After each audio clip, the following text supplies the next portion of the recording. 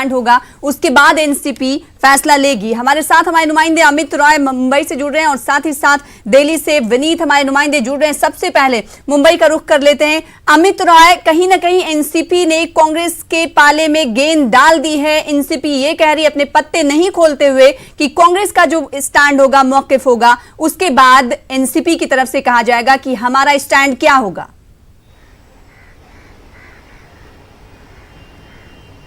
देखिए, निश्चित तौर पे एनसीपी और कांग्रेस ने मिलकर चुनाव लड़ा और जब से ये महाराष्ट्र का घमासान बढ़ा है उसमें साफ तौर पे हम देख रहे हैं कांग्रेस के नेता भी वही कह रहे हैं कि हम एनसीपी को साथ में लेकर ही कोई निर्णय ले सकते हो। आज एनसीपी नेता नवाब मलिक ने भी साफ कहा कि जिस तरह से सुबह से बैठक चल रही थी सोनिया गांधी के आवास पर, उसके बाद अब जो है 4 बजे के बाद प्रदेश के नेताओं से बैठक होगी और उस बैठक में जो फैसला लिया जाएगा उसके बाद ही जो एनसीपी जो है अपना फैसला लेगी। उन्होंने साफ तौर पर कहा कि 7:30 बजे तक का समय दिया जाता है और 5 बजे तक भी अगर चीजें स्थिर हो जाती हैं, साफ हो जाती हैं, उसके बाद भी 2-2.5 घंटे का समय बचेगा। तो 2-2.5 घंटे का समय बहुत होता है, लेकिन साफ तौर पे ये कहा गया है कि कांग्रेस और एनसीपी दोनों साथ चलेंगे। दोनों के जो निर्णय होगा वो दोनों की सहमति से होगा, किसी एक पार्टी का निर्णय बिल्कुल नहीं होगा। यानी कुल मिलाकर देखा जाए तो पूरा दारोमदार इस गठबंधन का अब जो है वो सोनिया गांधी के पास आ गया है कि सोनिया गांधी क्या निर्णय लेती हैं, क्या वो जो है शिवसेना के साथ जाना चाहती हैं, क्या एनसीपी शिवसेना की सरकार बनती है और कांग्रेस जो है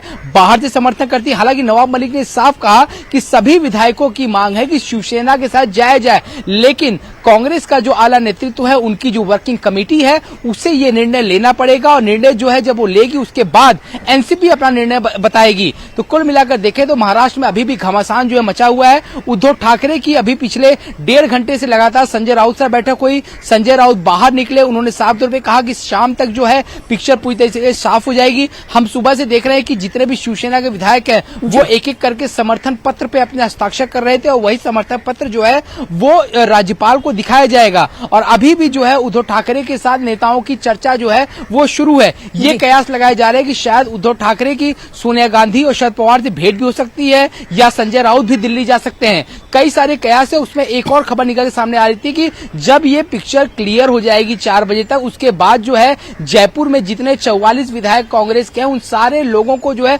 मुंबई बुलाया जा सकता है, क्योंकि जब शिवसेना जो है राजभवन जाएगी यहाँ पर बताने की कि हम सरकार बना सकते हैं, हमारे ये आंकड़े हमारे पास मौजूद हैं, तो अगर उस समय जो है फ्लोर टेस्टिंग की बात बाद में आएगी कि बहुमत किस तरह से आपको साबित करना है, तो उस समय जो है नंबर की कमी ना हो, इन सारे आंकड़ों को देखते हुए जो है विधायकों को जो है बुलाया जा सकता है। हमारे साथ हमारे सहयोगी जो है वसीम अंसारी मौजूद है। आइए हम वसीम से बात करते हैं। वसीम, जिस तरह से जो है चीजें चल रही है उसको देखते हुए क्या कहेंगे आप? देखिए, जिस तरह से आज बैठकों का दौर शुरू है, सभी पार्टियां अपनी बैठक ले रही हैं, ये काफी अहम दिन है सभी के लिए कि महाराष्ट्र की जो सत्ता है उसकी गणित पूरी तरह से किस तरह से अलग समीकरण बन सकता है, इस पर लेकर चर्चा।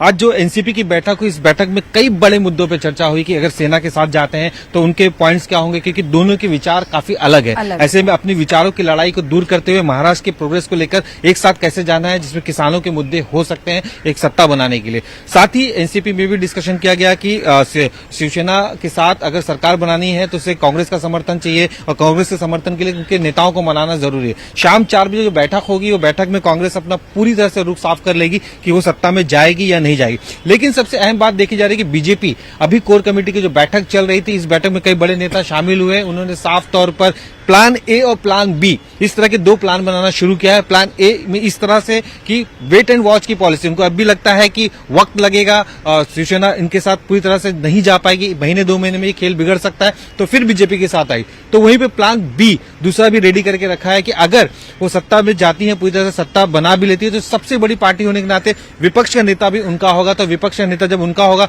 तो किस तरह की रणनीति तय करना है, क्योंकि महज ये महाराष्ट्र की सत्ता की बात नहीं है, केंद्र से लेकर जो महानगर पालिका है वहां पे भी शिवसेना के साथ उनका कई बड़ा रिलेशन रहा है। खास करके मुंबई में, मुंबई जो हजारों करोड़ की जो प्रॉपर्टी मानी जाती है, यहाँ के जो बजट है वो किसी देश कई राज्यों के बजट से भी बराबर है, यहाँ पे भी उनका समर्थन है। तो ऐसी कई पॉलिसी यहाँ पे तैयार की जाएगी और खास करके सोशल मीडिया के जरिए शिवसेना पे निशाना साधने की कोशिश की जाएगी किस तरह से हिंदुत्व के मुद्दे को लेकर, क्योंकि दोनों ही पार्टी 25 से 30 साल की जो दोस्ती हुई है। बिल्कुल बिल्कुल वसीम, विचारधारा की लड़ाई जो है वो भी चल रही है। कांग्रेस एनसीपी की विचारधारा जो है वो मेल नहीं खाती है शिवसेना से। बल एकदम सही कहा आपने कि सेना और बीजेपी एक ही विचारधारा की पार्टी है। यही वजह है कि पिछले 30 सालों से लगातार वो एक साथ महाराष्ट्र की राजनीति में अपना एक महत्वपूर्ण ये बात तो हो गई सोचो फिक्र की, आपके पास लौटेंगे अमित। इस वक्त रुख कर लेते हैं अपने नुमाइंदे विनीत का। विनीत मुंबई से, माफ कीजिएगा, दिल्ली से हमारे साथ जुड़ रहे हैं। विनीत, महाराष्ट्र में तो लगातार पार्टियां प्रेस कॉन्फ्रेंस कर रही हैं मीटिंगों के बाद। अगर दिल्ली की बात कर ले तो CWC की मीटिंग कांग्रेस ने की। इस मीटिंग में क्या कुछ बड़े फैसले लिए गए? मल्लिकार्जुन खड़गे ने कहा कि शाम 4 बजे मुंबई में मीटिंग होगी, उसके बाद कांग्रेस स्टैंड लेगी। इसके अलावा अगर बात बीजेपी की कर ली जाए तो बीजेपी की तरफ से क्या कुछ कहा जा रहा है इस शोरगुल के बीच? आज निश्चित तौर पर अगर हम बीजेपी के पॉइंट ऑफ व्यू से बात करें तो बीजेपी का साफ तौर पर कहना था कि जो जनादेश मिला है शिवसेना बीजेपी गठबंधन को जनादेश मिला है, क्योंकि ये जो प्री पोल अलायंस है उसको गठबंधन में को जो है वो जनादेश मिला है और जनादेश का सम्मान सभी को करना चाहिए। साफ तौर पर बीजेपी ने शिवसेना पर निशाना साधा और कहा है कि उन्हें जनादेश का सम्मान करना चाहिए और जिस तरह से बीजेपी और शिवसेना को जो जनादेश मिला है उसके आधार पर उन्हें सरकार बनाना चाहिए। लेकिन कहीं ना कहीं बीजेपी का यह आरोप है कि जिस तरह का अड़ियल रुख शिवसेना का रहा है और जिस तरह से मुख्यमंत्री पद को लेकर के या 50-50 के फॉर्मूले को लेकर के शिवसेना जिस तरह से अड़ियल रुख अपनाई हुई है, इसी के कारण सरकार नहीं बन पा रहा है। तो साफ तौर पर बीजेपी अभी हालांकि जनादेश की बात दुहाई दे रही है, अड़ियल रुख की बात कर रही है, लेकिन कहीं ना कहीं बीजेपी अभी वेट एंड वॉच की पॉलिसी पर भी अभी नजर बनाए हुए है। इसके साथ ही साथ मैं आपको बताना चाहूंगा कि जिस तरह से अरविंद सावंत 11 बजे उन्होंने ट्वीट करके जानकारी दी थी कि वो प्रेस कॉन्फ्रेंस करेंगे, उन्होंने अपनी प्रेस कॉन्फ्रेंस को स्थगित कर दिया, उसे पोस्टपोन कर दिया है और अभी भी वो वेट एंड वॉच की पॉलिसी में है कि आखिरकार 4 बजे जो कांग्रेस की बैठक होगी, कांग्रेस के बड़े नेताओं की बैठक होगी, उसमें आखिरकार क्या निर्णय लिया जाता है। एक बड़ी बात जो यहां पर मैं आपको फिर से बताना चाहूंगा कि जिस तरह से संजय राउत का जिस तरह से बयान आया था और उन्होंने साफ तौर पर कहा था कि उन्हें जो वक्त दिया गया, आज शाम 7:30 बजे का वक्त दिया गया, वो इसे काफी नहीं मानते हैं। तो कहीं ना कहीं अभी भी पूरी बात नहीं बनी है, अभी भी वो टाइम बाय करना चाहते हैं, अभी भी समय चाहते हैं। तो अभी इसी कारण बीजेपी की जो स्ट्रैटेजी है वो वेट एंड वॉच की स्ट्रैटेजी है कि आखिरकार बीजेपी यह देख रही है कि क्या शिवसेना को कांग्रेस और एनसीपी समर्थन देंगे, क्योंकि जिस तरह से एनसीपी के नेताओं का बयान आया है और उन्होंने साफ तौर पर कहा है कि उनका अलायंस कांग्रेस के साथ था और कांग्रेस के साथ ही मिलकर के वो सरकार में बनाने की भूमिका में रहेंगे या फिर विपक्ष की भूमिका में रहेंगे। तो इस तरह के जब बयान आ रहे हैं तो यहां पर अभी कांग्रेस को फैसला करना है और लेकिन कांग्रेस के फैसले पर नजर जहां तक शिवसेना की है, एनसीपी की है, तो वहीं बीजेपी की भी नजर है। और अभी से ही जिस तरह के संजय राउत के बयान को अगर हम सुने तो वो भी अभी से ही टाइम बाय करने की बात कर रहे हैं और उनका साफ तौर पर कहना है कि जिस तरह से उन्हें 7:30 बजे तक का ही वक्त दिया गया और जिस तरह से बीजेपी को ज्यादा वक्त दिया गया था, तो कहीं ना कहीं अभी तक कोई निर्णय नहीं लिया गया है, इसीलिए वो इस तरह के बयान दे रहे हैं और कहीं ना कहीं अरविंद सावंत का जो प्रेस कॉन्फ्रेंस है इसीलिए टाला गया है। जी, तो अरविंद सावंत ने प्रेस कॉन्फ्रेंस जो करने के लिए कहा गया था उससे मुलतवी कर दिया है और अरविंद सावंत ने पहले ही इस्तीफे को लेकर ट्वीट भी किया था। इस तरह की खबरें आई थी। और अमित रॉय का रुख कर लेते हैं। अमित रॉय, उद्धव ठाकरे और शरद पवार की मुलाकात होने वाली, वहीं संजय राउत की तरफ से ये भी खबरें आ रही हैं कि संजय राउत गवर्नर से मुलाकात करेंगे और मजीद वक्त मांगेंगे।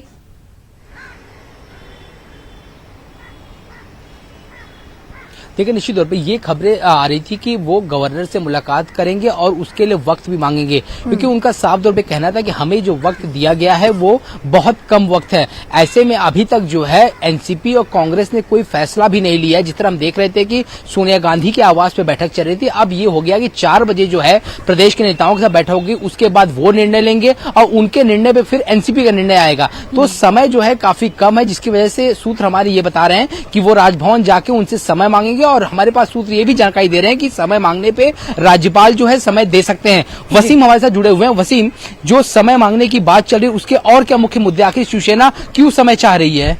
देखिए, जो आंकड़े हैं शिवसेना के पास वो पर्याप्त नहीं है सरकार बनाने को लेकर। ऐसे में उनको सहयोगी दल के साथ चर्चा करनी है। चर्चा करने के बाद ही किसी तरह से वो सत्ता में आ सकते हैं, क्योंकि शिवसेना ने अपनी तरफ से दावा नहीं किया है सत्ता को लेकर, इसलिए राज्यपाल को उनको समय देना पड़ सकता है। बीजेपी बड़ी पार्टी थी, उन्हें बुलाया गया था, उनसे वक्त मांगा गया था, लेकिन बीजेपी ने सत्ता बनाने से इनकार कर दिया, तो भी शिवसेना को बुलाया गया, क्योंकि महाराष्ट्र की वो सेकंड लार्जेस्ट पार्टी है। तो इसलिए उनको वक्त चाहिए, क्योंकि सीटें हैं वो बेहतर तरीके से जानती कि अकेले के बल पर वो भी सरकार नहीं बना सकती। तो सहयोगी दल को अगर समर्थन चाहिए तो उनके लिए उनको वक्त चाहिए रहेगा। और एक जिस तरह से पूरी कामकाज की बात करें, अगर राज्यपाल के कामकाज की बात, तो 2 से 3 ऐसे पॉइंट्स है जिसके बल पे उन्हें दिया जा सकता है, क्योंकि वो सेकंड पोजीशन की पार्टी है और जो दूसरी सहयोगी पार्टी है उनके साथ चर्चा करने के लिए उनको वक्त चाहिए। साथ ही अधिवेशन की जो डेट होगी उसे डिसाइड करना होगा, जो अब तक शपथ विधि नहीं हो पाई है उसे लेकर। तो ऐसे कई छोटे छोटे पहलू है, उनको ध्यान में रखते हुए राज्यपाल की तरफ से शिवसेना को वक्त दिया जा सकता है। वसीम, एक और जानकारी निकलकर सामने आ रही थी कि एनसीपी के नेता तो चाहते हैं कि एक साथ जो है वो सरकार बनाए शिवसेना के साथ मिलकर, लेकिन ये एजेंडा किस तरह का होगा, प्रोग्राम किस तरह का बनेगा 5 साल का, क्योंकि आपकी लगातार जो है एनसीपी के नेताओं से बातचीत चल रही, क्या कह रहे हैं वो? एनसीपी के नेता साफ तौर पे कह रहे हैं कि उनके जो विचार है अलग है। ऐसे में एक कॉमन विचार के साथ सरकार बनाना बहुत ज्यादा जरूरी है, नहीं तो ये 5 साल सरकार नहीं चल पाएगी। अगर स्थिर सरकार चाहिए तो एक एजेंडा तय करना पड़ेगा। और सबसे अहम बात ये साफ तौर पे दिखाई दे रही है पिछले कुछ दिनों से, जिस तरह से किसानों के मुद्दे को लेकर शिवसेना भी आक्रामक रही है और उसी पे विपक्ष भी रहा है। चुनावी नतीजे लगने के बाद ही तुरंत उनके बड़े नेतागण हैं, चाहे शरद पवार हो या उद्धव ठाकरे हो, ये उन इलाकों पे पहुंच गए जहां पे बेमौसम बरसात की वजह से किसानों को काफी नुकसान हुआ था, किसानों की हालत सबसे ज्यादा खराब थी। उन इलाकों का दौरा किया गया और सभी की एक ही मांग थी कि अगर सरकार तुरंत बने और सभी किसानों को कर्ज मुक्त किया जाए, जितना 7/12 है सभी कोरा किया जाए। ये मांग शिवसेना की भी है, एनसीपी की भी, और ये कांग्रेस भी चाहती है। तो ऐसे मैं आपको बता दूं कि किसानों का एक ऐसा मुद्दा रहा है कि जब बीजेपी शिवसेना एक साथ भी सत्ता में थी तो किसानों के मुद्दे को लेकर शिवसेना ने बार बार जो है देवेंद्र सरकार पर निशाना साधा। उनका साफ तौर पे कहना है कि जो मदद होनी चाहिए किसानों की बिल्कुल नहीं हो रही है, आत्महत्याएं बिल्कुल नहीं रुक रही हैं और मदद का पैसा जो है बिचौलिए जो है वो खा जा रहे हैं। तो उद्धव ठाकरे साफ तौर पे ये कह रहे थे कि सरकार आने के बाद जो है हम कर्ज माफी नहीं कर्ज मुक्ति कर देंगे, यानी कर्ज जो है बिल्कुल किसी किसान पे रहेगा ही नहीं। तो ऐसे में ये भी एक बहुत बड़ा मुद्दा है, क्योंकि शिवसेना के साथ साथ यही मुद्दा जो है कांग्रेस और एनसीपी भी जो है विपक्ष में बैठ के उठा रही थी। तो एक कॉमन जो प्रोग्राम है, एजेंडा जो है वो तय करना पड़ेगा कि आखिरकार किन किन मुद्दों पे ये सरकार बनेगी, किन किन मुद्दों को लेकर अगले 5 साल तक ये सरकार चलेगी। क्या किसी ऐसे मुद्दे को लेकर हम तय नहीं करें और फिर हमारी भी हालत बीजेपी शिवसेना जैसी हो जाए कि बीजेपी शिवसेना एनसीपी कांग्रेस बीच में खटास हो जाए, ऐसी कोई स्थिति पैदा न हो। इन सारे पहलुओं पे जो है चर्चा हो रही है। सबसे बड़ी बात यह है कि जो विचारधारा है, उस विचारधारा कि शिवसेना ने तो माफ कीजिएगा एनसीपी ने तो कह दिया कि कांग्रेस पे निर्भर करता है कि वो किस तरह की फैसले लेती है, लेकिन कांग्रेस के हवाले से बात की जाए तो कांग्रेस में 2 धड़े हैं, 2 खेमे हैं। नाराज लीडरान हैं जो कह रहे हैं कि कांग्रेस को शिवसेना के साथ जाकर सरकार नहीं बनाया जाना चाहिए, ये बीजेपी का दूसरा पहलू शिवसेना है, ऐसे में ये सिर्फ और सिर्फ नाटक चल रहा है। तो कांग्रेस के सामने बड़ा सवाल ये उठता है कि कांग्रेस अपने नाराज लीडरों को कैसे मनाएगी शिवसेना के साथ जा रही है। तो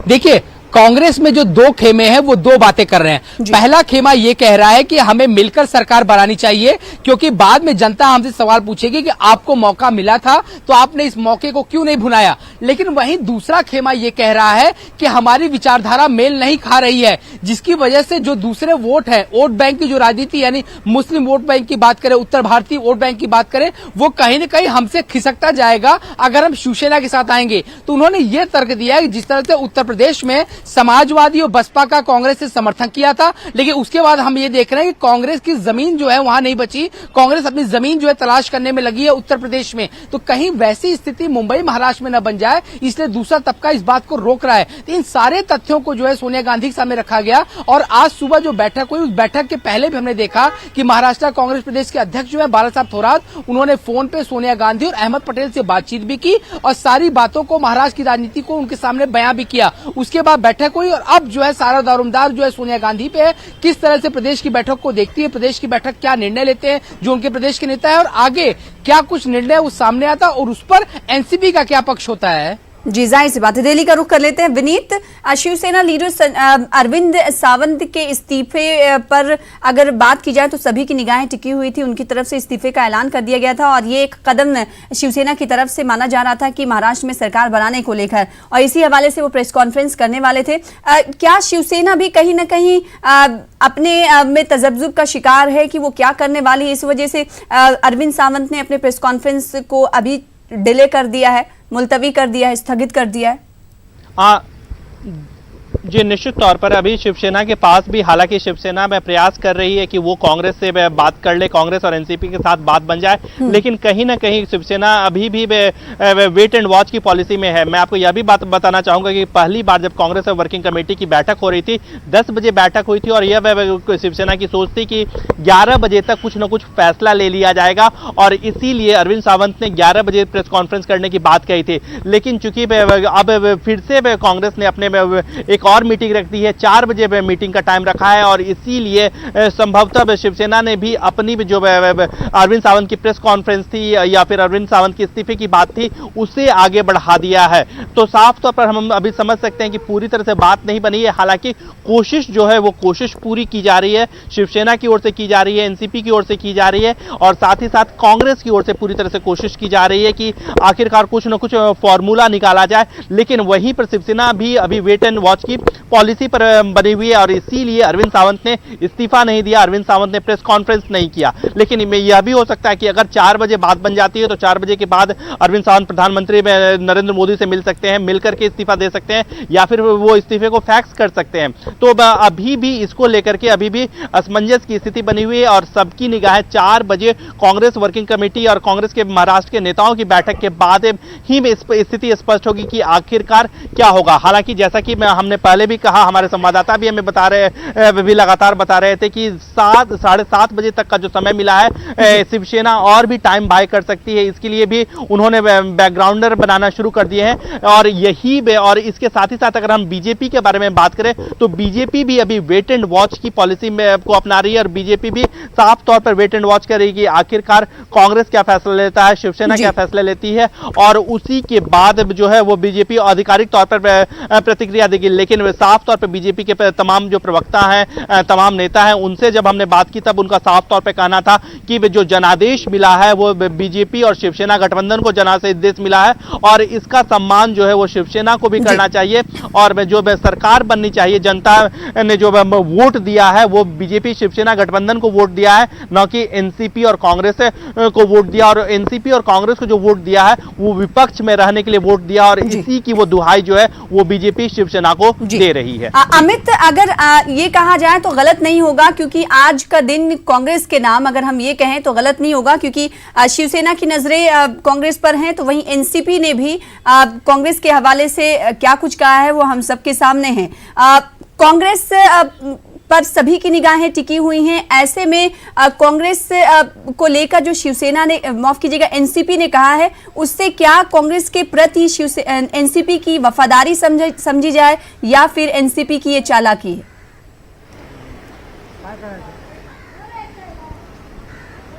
देखिए, सबकी निगाहें जो है इस समय कांग्रेस बैठक पे लगी हुई हैं, क्योंकि एनसीपी ने साफ तौर पे कहा है कि हम दोनों पार्टियां एक साथ हैं, यानी कांग्रेस और एनसीपी एक साथ गठबंधन में चुनाव लड़ी है और हमेशा अपने एक साथ रही है। तो जो भी फैसला होगा दोनों ही पार्टियों का मिलकर फैसला लिया जाएगा, न कि वो फैसला एक तरफा होगा। तो जिस तरह से हमें लग रहा था कि शायद 1 या 1:30 बजे तक जो है कुछ फैसला आ सकता है, लेकिन जिस तरह से पूरा फैसला 4 बजे पे डाल दिया गया है कि प्रदेश के नेताओं के बैठक के साथ उनसे जो है सारी परिस्थितियों का जायजा लेने के बाद जो है निर्णय लिया जाएगा। तो अब सबकी निगाहें जो है कांग्रेस पे लगी हुई, कांग्रेस क्या कुछ कह रही है। और इसी तरह जैसा कि हमारे सहयोगी वसीम ने भी बताया कि वो नंबर इसलिए समय मांग रही है क्योंकि नंबर शिवसेना के पास नहीं है, और अभी तक कांग्रेस और एनसीपी ने स्पष्ट रूप से जो है ये नहीं कहा है कि हम आपका साथ देंगे या हम आपको समर्थन करेंगे। तो ये सारा दौरंदार, यानी शिवसेना और एनसीपी की जो नजर है वो कांग्रेस की 4 बजे की बैठक पे रहेगी। आखिरकार 4 बजे में जो बैठक होती है कांग्रेस नेताओं की, क्या कुछ निर्णय निकलता है।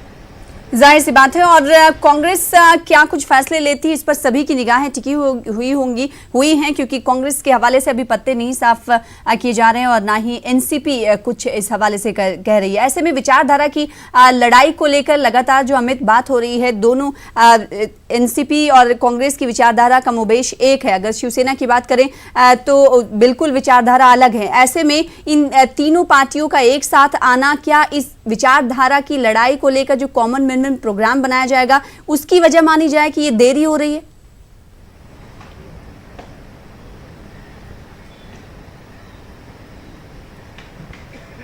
अमित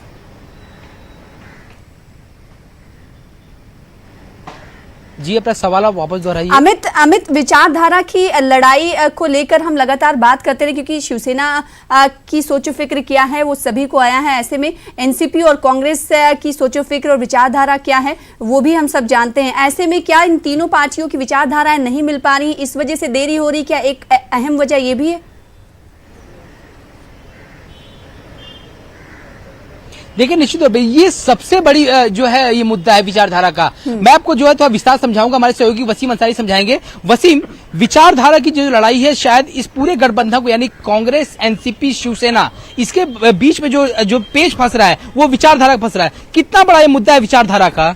विचारधारा का मुद्दा सबसे बड़ा मुद्दा है, क्योंकि उसी के बल पर महाराष्ट्र में बीजेपी और शिवसेना पिछले 2014 में भी इसी मुद्दे पर सत्ता में आई थी और हिंदुत्व के मुद्दे को लेकर शिवसेना लगातार बीजेपी पर भी निशाना साधती रही है, खास करके राम मंदिर को लेकर। ऐसे में वीर सावरकर का जो मुद्दा था, बीजेपी की तरफ से ये कहा गया था उनके मैनिफेस्टो में कि भारत रत्न उनको देना चाहिए, उसे लेकर भी कांग्रेस और एनसीपी की तरफ से कई बार नाराजगी जाहिर की थी और शिवसेना ने उसको समर्थन किया था। तो ऐसे कई और मुद्दे हैं जिन्हें लेकर शिवसेना की नाराजगी अक्सर विपक्ष के साथ रही है। इन मुद्दों के साथ अगर वो सत्ता में जाती है तो एनसीपी और कांग्रेस के लिए काफी मुश्किलें जरूर बढ़ सकती है, क्योंकि यहाँ पे विचारों की लड़ाई एक बार फिर सामने आ सकती है 5 सालों में। कई मुद्दों पे वो साफ तौर पे अलग थलग दिखाई दिए, चाहे आरक्षण के मुद्दे पे अलग दिखाई दिए, तो कुछ जगह पर उनकी सहमति नजर आई है। तो ये 2 से 3 जो मुद्दे महाराष्ट्र के अहम है, उन मुद्दों पर भी पेच फंस सकता है दोनों के बीच में। बिल्कुल, विचारधारा की लड़ाई जो है सबसे बड़ी लड़ाई है, क्योंकि इसका सीधा असर जो है वो वोट बैंक पे पड़ेगा। हिंदुत्व की पार्टी जो है शिवसेना कही जाती है। ऐसे में अगर कांग्रेस, एनसीपी जो है समर्थन करती है शिवसेना पे, तो कहीं कहीं उनका वोट बैंक खिसक न जाए, ये भी डर जो है दोनों पार्टियों सता रहा है। खासकर जो वोट बैंक है दोनों पार्टियों का, वो है मुस्लिम वोट बैंक, उत्तर भारतीय वोट बैंक, जो पिछले 2014 के चुनाव में खिसकता हुआ दिखाई दिया था। लेकिन जिस तरह से इस बार नंबर आए महाराष्ट्र में कि 54 सीटें एनसीपी की आई हैं और 44 सीटें कांग्रेस की, तो कुछ जो हद तक जो ये दोनों वोट बैंक, यानी मुस्लिम वोट बैंक और उत्तर भारतीय वोट बैंक जो है वो कांग्रेस और एनसीपी के झोली में आया है। तो अब डर इनको ये सता रहा है कि जो झोली में आया है कहीं इनके साथ जाने पर जो है वो फिर झोली से निकल न जाए। तो विचारधारा की लड़ाई जो है बहुत मायने रखती है और अभी तक जो है इन तीनों पार्टियों में फैसला न होने का सबसे अहम, सबसे बड़ा मुद्दा अगर कोई है तो वो है विचारधारा की लड़ाई। नजरिया एक अहम मुद्दा है जिसकी वजह से ये तीनों पार्टियां अभी तक साथ होने में कहीं न कहीं हिचकिचाहट दिखाई दे रही है और सोच समझ कर एनसीपी और कांग्रेस इसी वजह से कदम आगे बढ़ा रही है। बेहद शुक्रिया अमित, वसीम आपका भी और विनीत आपका भी हमारे साथ जुड़ने के लिए और तफसील से बातचीत करने के लिए। फिलहाल इसी के साथ मुझे दीजिए इजाजत। आदाब।